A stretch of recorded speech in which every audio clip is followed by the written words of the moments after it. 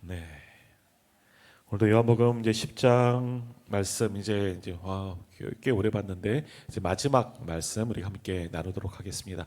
처음 세례를 베풀던 곳이라는 제목으로 함께 말씀의 은혜를 나누도록 하겠습니다. 우리가 2026년 새해를 맞이했고 벌써 한 달이 지나갔습니다. 요즘에 왜 이렇게 시간이 빨리 지나가는지 송구영신 예배 드리고 새해가 되었습니다. 새해 복 많이 받으세요 인사했는데 벌써 한 달이 지나가고 이제 돌아오는 주는 또 2월 첫째 주 또 맞이하게 됩니다. 올해도 벌써 11달밖에 남지 않았습니다. 이제 얼마 지나면 또 이제 새해를 또 맞이할 것 같아요. 이렇게 가다가는 금방 하나님 나라 갈 것 같습니다. 그래요. 이렇게 시간은 그냥 흘러 갑니다. 우리 그 남자분들 그러잖아요. 국방부 시간을 거꾸로 돌려놔도 시간은 흐른다. 뭐 이렇게 말씀하는 것처럼 시간은 흘러요. 시간은 흘러요. 그냥 우리가 가고 싶지 않아도 시간은 흐르게 되어져 있습니다. 그러면 그렇게 지나간 시간들 다 어디로 갔을까? 우리 인생 속에서 많은 시간들을 보내왔는데 엄청난 시간들, 어찌 보면 이제 우리에게 남겨진 시간보다 지나온 시간들이 저를 포함해서 더 많으실 것 같아요. 제가 그러니 더 그러실 것 같습니다. 그런데 그 시간들, 흘러간 시간은 이제 막을 수 없지만 그러나 그 시간들, 흘러간 시간은 참 덧없느냐, 또 그런 것도 또 아니라 할 수가 있죠. 이런 흘러간 시간 이제 보이지 않는 것 같지만 그것도 우리에게 남아 있습니다. 그게 뭘까? 우리의 인생이고 우리의 삶입니다. 우리의 인생을 통해서, 우리의 삶을 통해서 흘러간 시간은 다 보여지게 남게 되는 거죠. 그러니까 어떤 사람을 볼 때 그 사람의 인생을 보면 그가 살아온 인생의 모든 시간들을 볼 수가 있는 거예요. 야곱이 바로 앞에 섰을 때 뭐라고 이야기하죠? 참 험악한 세월을 살았습니다. 그게 맞아요. 야곱이 한 150년 가까이 그때 되었을 텐데 야곱의 그 생애는 뭡니까? 야곱의 단 한마디의 표현, 험악한 시간을 보냈다는 거예요. 험악한 세월을 보냈다 얘기했지만 험악한 시간들을 보냈다는 거죠. 그 삶이, 그 시간들이 자신의 삶 속에 다 축적되어져 있고 이건 그런 보여지는 거예요. 그러니까 우리의 인생도 마찬가지입니다. 우리의 인생은, 우리의 삶은 우리가 살아온 모든 시간들을 보여주고 있다. 그러니까 나라는 시간, 나라는 사람, 물론 우리가 세상에서 유명한 자는 아니어도 우리 또 가족들 이제 나중에 먼 훗날이겠지만 남겨진 이제 우리는 이제 하나님의 나라 가고 남겨진 우리 가족들에게, 자녀들에게 무엇이 남겨졌냐?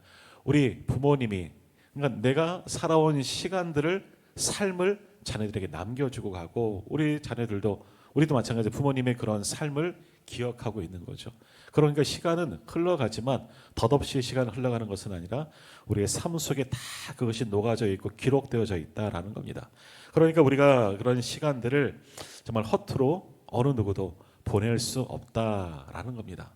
어떤 사람을 보았을 때, 이 사람은 참 괜찮은 사람이다, 좋은 사람이다, 정말 아름다운 인생을 살았다, 인생은 아름다워라는 그런 영화도 있었던 것처럼 그렇게 말할 수 있는 것은 뭐냐? 그 사람의 인생이 그러한 삶을 살았다는 거예요. 아무개. 또 우리 교회 안에서는 어떤 목사님, 어떤 우리 장로님, 어떤 권사님, 이분들을 기억해 볼 때, 정말 그분들은 정말 믿음의 사람이었어. 그건 뭐예요? 그분들이 살아온 모든 시간들이 하나님 앞에 진실되고 하나님 앞에 정말 순종하며 아름다운 세월들을 살았다 하는 이야기가 되는 거죠. 시간은 흘러서 그분은 이제 우리 곁에 계시지 않더라도 그분이 남겨진 그 삶을 통하여서 그분이 살아온 시간들을 우리가 볼 수 있다라는 겁니다. 근데 또 어떤 분들을 기억하면 그 인간은, 근데 그분이라고 해도 안 해요. 그 인간은 진짜 말을 못하고 막 이렇게 이걸 한마디 하고 싶은 그런 분들도 기억날 거예요. 그럼 뭡니까? 그 사람은 나에게 있어서, 그 사람은 자기 스스로 어떻게 살았는지 모르겠지만 그 사람이 살아온 시간들은 내가 볼 때에는 참담한 거죠. 나에게는 그 사람을 알게 되는 시간들이 좋지 않은 시간들로 남겨질 수 있다라는 겁니다.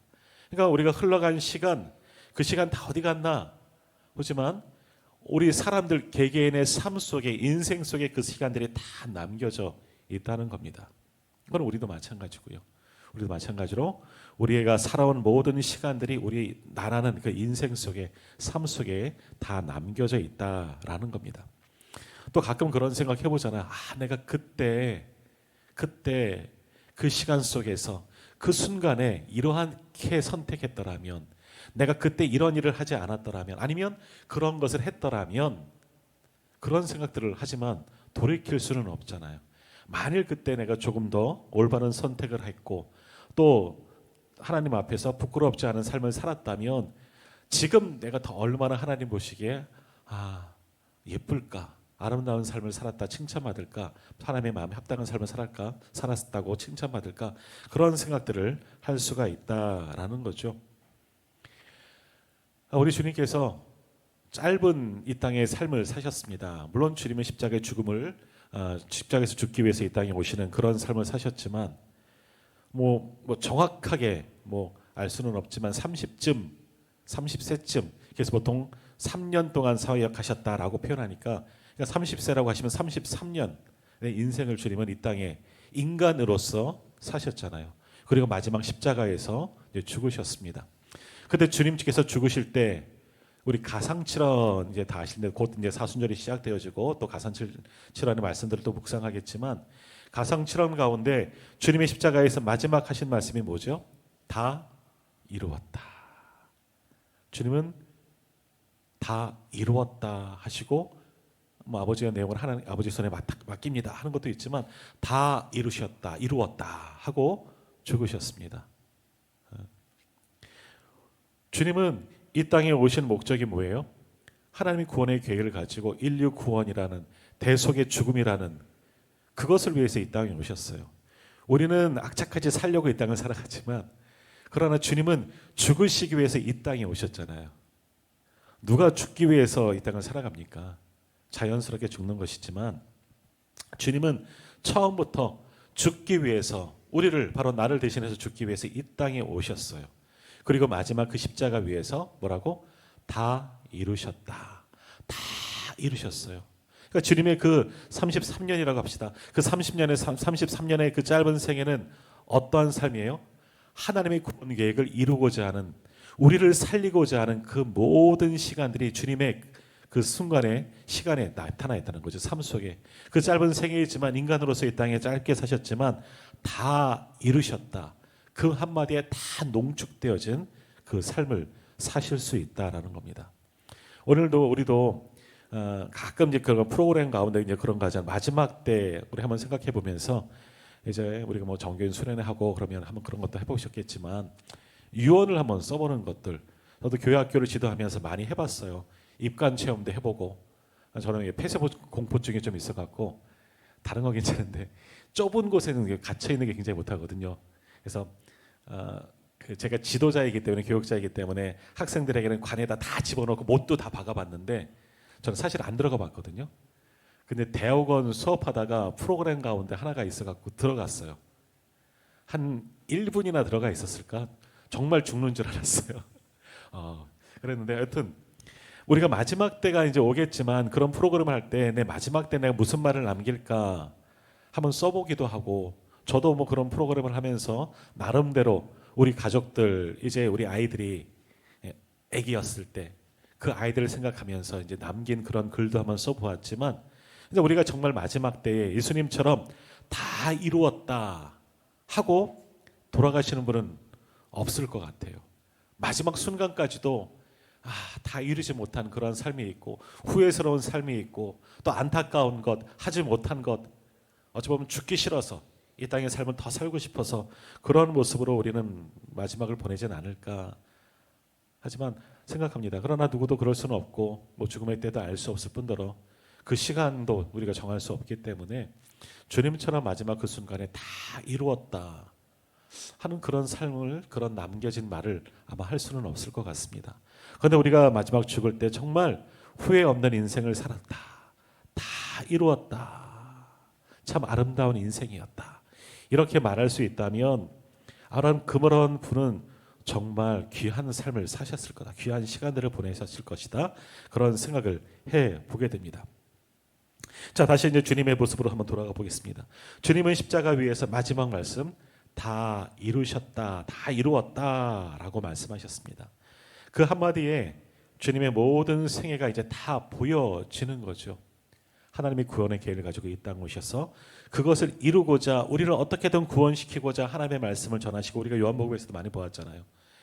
말도 지질이 안 듣는 저것들을 위해서 정말 보여주시고, 하나님 나라를 보여주시고, 뭐 여러 가지 이적도 행하시고, 그들 말씀도 하시고, 때로는 설득하시고, 때로는 강권적으로 야단도 치시면서 정말 그들이 안타까워서 그들을 품고자 하셨던 모든 것들이 주님의 그 한마디 속에 다 들어가 있는 거죠. 여튼 어떻게 해서든지 한 명이라도 더 구원하고자, 깨닫게 하고자 모든 것을 다 이루신 그러한 삶을 주님은 사셨다 하는 겁니다. 그 주님의 인생이, 그 삶을 통해서 주님의 살아온 모든 시간들이 다 보여진다라는 거죠. 자, 근데 주님께서 그렇게 살 수 있었던 것은 뭐냐? 어찌 보면 주님께서 이 땅에 오신 목적을 분명히 알고 있었다 하는 겁니다. 주님이 처음 이곳에 오셨을 때 가지셨던 그 마음, 특별히 이제 공생애를 시작하셨으면서 가지고 계셨던 그 마음을 잊지 않고, 잃어버리지 않고, 잊어버리지 않고 끝까지 가지고 남겨진 공생의 3년을 보내셨기 때문에 마지막 순간에 다 이루었다라고 그렇게 말씀하실 수 있었다 하는 겁니다. 자, 오늘 본문이 그것을 이야기하고 있는데요. 오늘 본문 한번 40절, 요한복음 10장 40절 말씀 우리 다시 한번 같이 읽어 보도록 하겠습니다. 40절입니다. 다시 요단강 저편 요한이 처음으로 세례를 베풀던 곳에 가사 거기 거하시니. 아멘. 자, 이 요한은 누구겠습니까? 세례 요한이죠. 세례 요한이 세례 베풀던 곳이 어디죠? 요단강에 세례 베푸셨잖아요. 마태복음, 마가복음, 누가복음, 공간복음도, 요한복음도 마찬가지지만 공통적으로 나오는 기사 가운데 하나가 예수님이 세례를 받으시는 그 장면이 나옵니다. 특히 이제 마태복음 같은 경우에 보면 이제 삼위일체 하나님이 거기 다 계시죠. 뭐예요? 예수님은 그 현장에, 요단강에 세례 받는 그 현장에 계셨고, 하나님의 세례 받는 그 순간에 뭐라고요?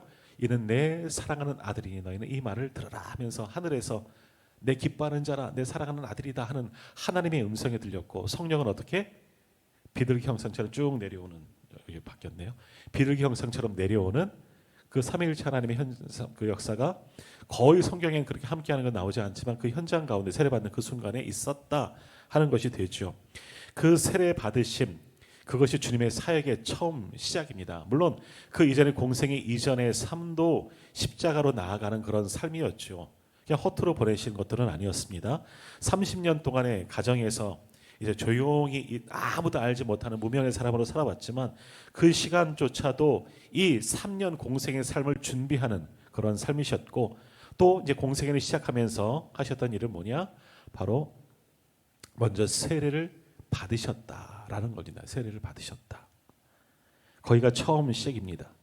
근데 거기서 오늘 말씀에 보면 다시 40절 보세요. 다시라는 말씀이 시작돼요. 다시 요단강 저편 요한이 처음으로 세례를 베풀던 곳에 가사 거기 거하셨다. 다시 세례를 받던 곳으로 가셨다 하는 거죠. 그러면서 끝에는 뭐하다? 거하셨다라는 단어를 썼습니다. 거하셨다는 것은 뭐냐? 저기가 내가 세례를 받은 곳이지 잠깐 보고 가는 게 아니죠. 저도 이제 가끔 이제 부모님 댁을 가고 뭐 어디를 이렇게 뭐 서울에서 살아왔으니까 가다 보면 이제 집으로 뭐 가다 보면 제가 다니던 학교를 지나가는 경우들이 많이 있어. 우리 애들한테 야, 아빠가 초등학교 저기 다녔어. 아이들에게는 큰 의미가 없어요.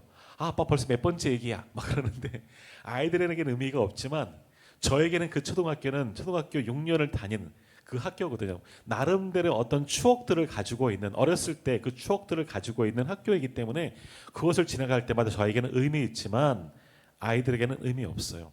그러나 거기에 머무는 것은 아니고 잠깐 보고 갔지만, 그럼 오늘 예수님은 뭐냐? 처음 세례를 베푸셨던, 세례를 받으셨던 그 의미 있는 장소로 다시금 돌아가셨고 거기에서 거하셨다는 것은 얼마 동안에 이제 최소한 며칠 동안 거기서 머무셔서 또 공생의 사역을 감당하셨죠. 감당하셨겠죠. 그러니까 그 요단강 근처에서 세례 받으시는 그 근처에서 또 주님은 머무시면서 처음 주님도 공생애를 시작하면서 세례를 받으셨던 것을 기억하시면서 이제 공생의 삶을 기억하시면서 주님의 일들을 또 맡겨진 사명들을 잘 감당하셨다라는 겁니다. 오늘 다시 요단강 세례 받으셨는 곳에 가셨다 하는 것이 굉장히 의미가 있습니다. 우리 지난주까지 보았던 말씀들 가운데 주님은 요한복음 6장 이후로 오병이어 사건 이후로 사람들과 수많은 논쟁들을 해오면서 여기까지 왔습니다. 그것이 지금 우리 장으로도 보면 시간으로 보면 몇 주 동안 몇 달을 동안 우리가 본 내용들이지만 사실 시간적으로 봐도 그렇게 오랜 시간들은 아니었을 거예요. 그런데 여튼 그런 삶 속에서 그런 시간들 속에서 수많은 논쟁거리들이 참 많았고요. 어떤 사람들을 믿는 반면 또 어떤 이들은 예수님을 죽이려고 하는 자들도 있었고 지난주까지 보았던 말씀 가운데도 그런 말씀들이 있었어요. 유대인들과 계속해서 논쟁거리가 있고 신성모독이다 뭐 그런 말씀도 우리가 지난주까지도 보았잖아요. 그런 무리들 사람들과 여러 가지 논쟁거리 그러니까 하나님의 나라의 복음을 전하고 그들을 구원하기 위해서 이 땅에 오셨고 그 사역을 감당함에 불구하고 믿으려고 하지 않은 자들 오히려 핍박하고 죽이려고 하는 그런 자들 안타까운 마음도 있지만 어찌 보면 우리 같으면 야 내가 이러려고 여기 왔나 하고 다 포기하고 돌아설 수 있는 그 상황 속에서 어찌 보면 주님도 이 완전 반전이거든요. 딱 이어지던 것이 딱 끊어지고 다시 첫 자리로 돌아갔다. 처음 세례를 받으셨던 곳. 예수님께서도 이 땅의 공생의 사역을 처음 시작하셨던 그곳으로 돌아가셨다. 거기서 거하시면서 또다시 하나님의 일들을 하셨다 하는 것이 이제 40절 이하의 말씀인 겁니다. 처음 세례를 받았던 곳. 거기는 어떤 곳이었을까? 요한은 400년 만에 나타나는 선지자죠. 구약의 말라기 선지자 이후로 400년 만에 이제 사도 요한이 온 이후로부터 이제 신약 시대가 시작되었는데 말라기에서 마태복음까지는 이제 한 장밖에 되지 않지만 그 시간이 400년의 시간이었고 아무런 선지자 하나님의 말씀도 없습니다. 물론 이스라엘 역사는 흘러갔죠.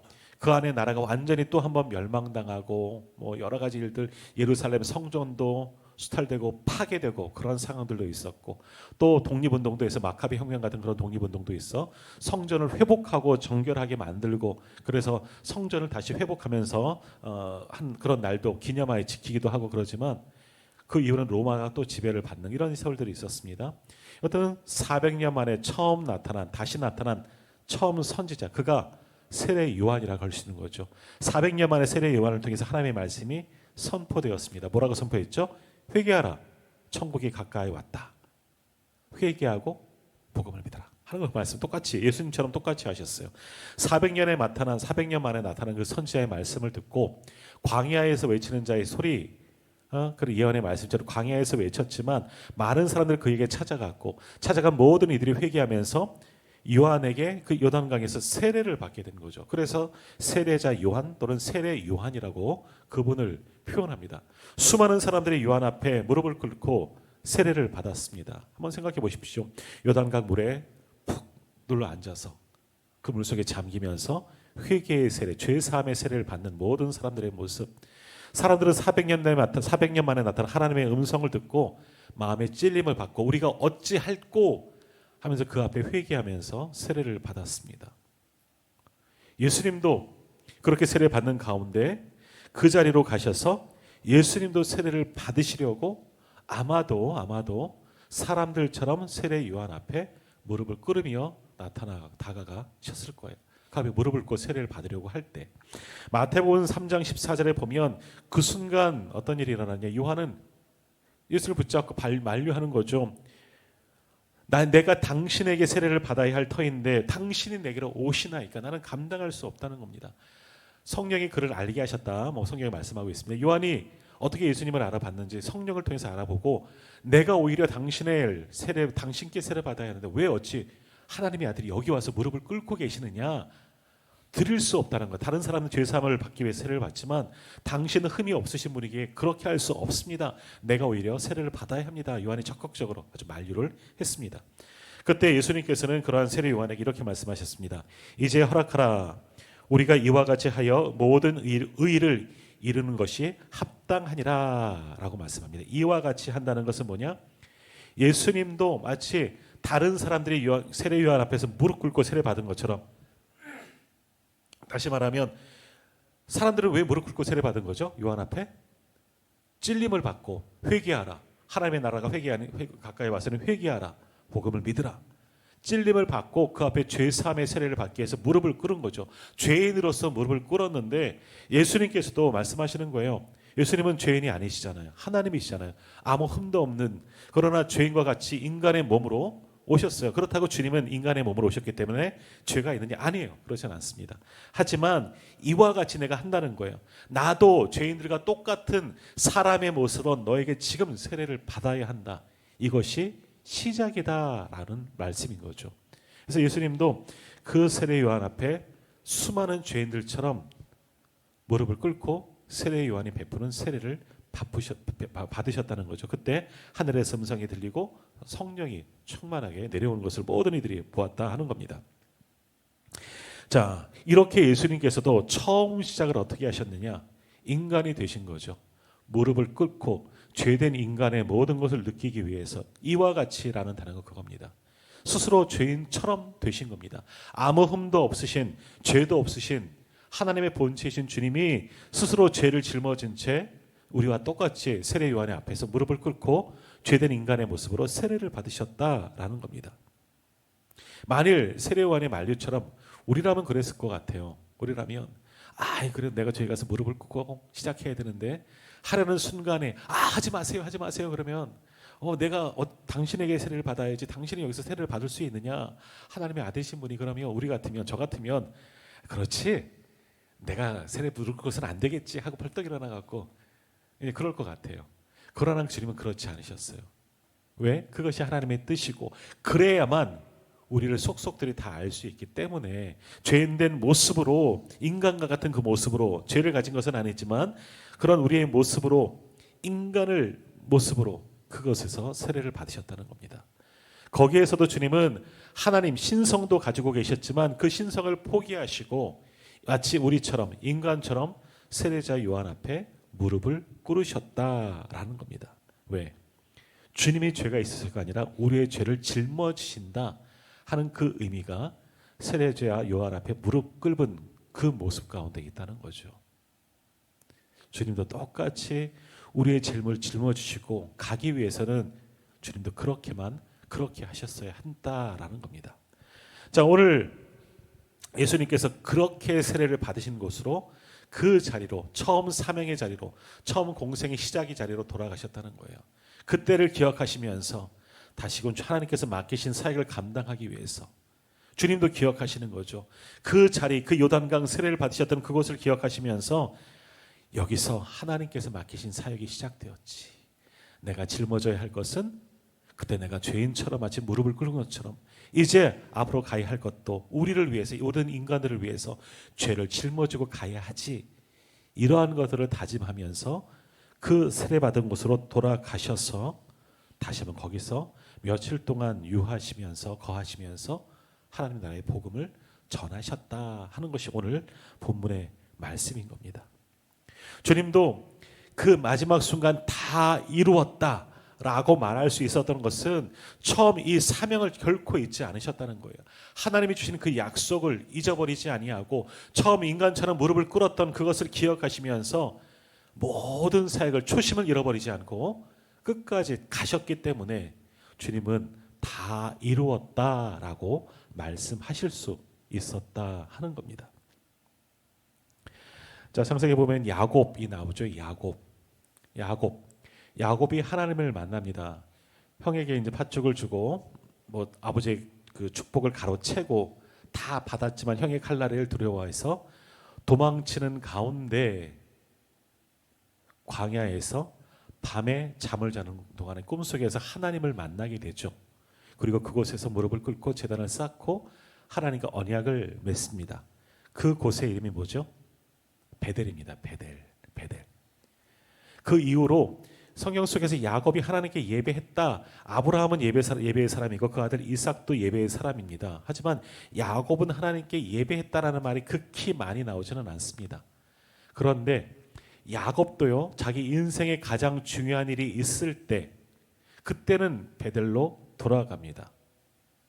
나중에 외삼촌 라반의 집에서 자수성가해서 고향 땅에 돌아올 때도 베델로 가고요. 또 나중에 죽었던 아들 요셉이 살아있다는 것을, 애굽의 총리라는 것을 알고 온 가족이 애굽으로 내려가는 도중에 베델에 가서 베델에 계신 하나님께 다시 한번 예배하면서 가는 겁니다. 왜 베델로 갔을까? 가는 길이어서 갔을까? 아니에요. 자기가 하나님을 만났던 그것을 기억하고 있는 거죠.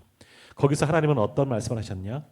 내가 내게 허락한 것을 다 이루기까지 내가 너를 떠나지 않을 것이다. 그리고 마침내 이곳으로 돌아오게 할 것이다. 이곳은 뭐예요? 야곱이 만나는 이 자리가 아니라 하나님께서 그의 조상 이삭, 아브라함에게 약속하신 약속의 땅이죠. 그 땅으로 돌아올 때까지 내가 너를 떠나지 않겠다. 너와 함께 하겠다. 약속에 받았던 그 자리입니다. 그것이 이제 베델이라고도 할 수 있는 거죠. 그러니까 야곱이 베델로 가는 이유는 뭐냐? 하나님을 처음 만난 그때를 기억하는 겁니다. 그 인생, 아까도 말씀드린 것처럼 험악한 세월을 보냈습니다. 험악한 인생을 살아가고 내 머리 써서 내 마음대로 살아갔지만 그러나 그도 하나님 앞에 바르게 서기 위해서는 베델이라는 곳, 처음 하나님을 만난 곳으로 돌아가서 거기서 다시 한번 제단을 쌓고 하나님께 예배를 드렸고 하나님과의 첫 언약을 기억하였다라는 겁니다. 예수님도 마찬가지죠. 때로는 저 같으면 6장 이후로 이렇게 많은 논쟁거리들, 야, 내가 정말 이러려고 이 땅에 왔을까? 저 하나를 보좌를 버리고 이 연약한 인간의 몸, 죄인된 인간의 몸을 입고 내가 왜 여기까지 와서 저렇게 말도 안 되는 것들과 이렇게 싸워가면서 내가 저들을 위해서 죽을 필요가 뭐 있을까? 그런 마음으로 나 도로 갈라요. 그리고 하늘나라 갔을지도 모를 겁니다. 만일 우리라면. 그러나 주님은 그렇지 않으셨어요. 참고 견디고 어쩔 수 없는 인간이지만, 이건 죄인된 인간이지만 그들을 위해서 다 내어주시기 위해서 이 사명을 기억하시고 주님은 끝까지 가신 거죠. 또 그것을 기억하시고자 어찌 보면 예수님도 오늘 이 40절에서 요단으로 간 이유가 거기에 있을지도 몰라요. 물론 그 근처에서 많이 활동하셨지만 거기에 가서 하나님께서 주신 그 사명, 첫 이제 공생의 시작을 기억하면서 주어진 사명 흔들리지 않고 끝까지 다 가겠다. 다시금 결단하기 위해서 주님도 그곳으로 다시금 돌아갔는지도 모릅니다. 이러한 처음 생각, 초심을 기억하기 위해서, 첫 마음을 기억하기 위해서, 첫 사명을 기억하기 위해서 돌아가셨기 때문에 그것을 기억하면서 남겨진 모든 3년의 시간들은 하나님이 주신 사명을 기억하고 그 십자가를 향하여 뚜벅뚜벅 한 걸음 포기하지 않고 흔들리지 않고 주님은 끝까지 가셨습니다. 그리고 죽으셨죠. 그래서 마지막 그 순간에 다 이루었다라고 말씀하실 수 있었다라는 겁니다. 자, 오늘 우리도 이제 2026년에 이제 시작되었고 이제 한 달 정도 지나가니까 뭐 한국 사람은 이제 구정이 지나가야지 진짜 새해가 시작됐잖아요. 조금 있으면 이제 한 보름 정도 있으면 또 새해 복 많이 받으시라고 또 인사할 거잖아요. 그래 진짜 이제 새해가 시작되었지만 올 한 해 어떤 일들이, 어떤 인생이, 어떤 시간이 우리 앞에 놓여져 있고 어떤 시간들을 우리가 살아갈지는 모르겠지만 그 시간들은 또 돌아보면 우리의 삶이라는, 인생이라는 시간 속에 또 저장되고 기록되어지겠지만 어떠한 인생으로 나아가겠습니까? 어떠한 삶을, 2026년에는 그런 삶을, 이 시간을 어떤 모습으로 우리가 보내야 하겠습니까? 매년 해왔던 그 모습이 아니라 또 어떻게든 살아보려고 악착같이 살아가는 것이 아니라 우리가 처음 하나님을 만났던 그때 우리 각자가 그것은 틀릴 거예요. 어떤 모양으로 주님을 만났는지, 어떤 모양으로 하나님을 인격적으로 만나고 나의 하나님으로 기억되었는지, 또는 그 하나님께 주신 나의 처음 사역의 현장, 그 사역을 기억하시면서 그 자리로 돌아갔으면 참 좋겠습니다. 한번 기억해야 할 겁니다. 우리 여기 대부분 이제 항조원직들이신데요. 우리 장로님, 우리 권사님들이 안수 받으셨던, 직분에 대한 안수를 받으셨던 그때를 한번 기억해 보십시오. 그 전 예전에 세례 받으실 때는 뭐 기억도 잘 안 나시겠지만 저도 중학교 3학년 때 받았던 그 세례 때는 지금 기억나지는 않습니다. 하지만 목사로서 안수를 받았던 그 기억은 여전히 생생합니다. 무릎 꿇고 눈물 흘리며 안수를 받으면서 목사로 결단했던 그때, 저도 많은 세월이 지났지만 그때를 기억하고 있습니다. 우리 전원님들도 우리 권사님들도 그때 처음 안수를 받고 또 사명자로 또 주님께서 주신 직분에 대한 뭐 사명이지만 그렇게 직분자로 부르셨던 그때를 한번 다시 한번 기억하시면서 올해도 내가 그렇게 그때는 안수 받으면서 이러한 마음 가지고 이렇게 결단하며 주님을 섬기기로 내가 그때 작정했었지, 결단했었지. 나와 같은 사람을 직분 주시고 이렇게 하나님께서 쓰신다는 것 얼마나 감사하면서 그때 눈물도 흘린 분도 계실 것이고 새롭게 결단하신 분도 계실 것이고 열심히 정말 믿어버리라 신앙생활이라 아마 다짐했던 분들이 대부분이실 겁니다. 그때의 자료를 한번 기억하시면서 한번 되돌아가 보십시오. 그때 받은 은혜, 그때 받은 사명을 기억한다면 우리의 남겨진 인생, 이제 올해부터 펼쳐질 2026년에는 이 시간들을 우리는 허투루 보낼 수 없을 것이고 나에게 주신 그 사명을 기억하면서 오늘 우리도 그때의 결단을 기억하면서 우리 주님께 정말 최선을 다하여 섬기며 참된 예배자로 또 하나님의 청지기로 그렇게 사용되어질 겁니다. 그렇게 매 순간 그 은혜를 기억하면서 잃어버리지 않고 잊어버리지 않고 하나님 앞에 한 걸음 한 걸음 나아가면 오늘 우리도 마지막 때 주님처럼 다 이루었다. 아마 그렇게 고백하면서 하나님 나라로 들어갈 수가 있을 겁니다. 그러므로 오늘 우리가 처음 주님을 만났던 그때를 한번 기억하시고 또는 우리가 직분을 받았던 거룩한 이 성직을 받았던 그 순간으로 한번 다시금 돌아가면서 그때의 기억을 기억하면서 올해는 정말 그때 그 마음으로 하나님 나라를 위해서 헌신하겠습니다. 다시 결단하며 우리에게 맡기신 십자가를 지고 주님의 뒤를 따를 수 있는 저와 우리 모든 성도님들이 다 되시기를 주님의 이름으로 축복합니다. 기도하겠습니다.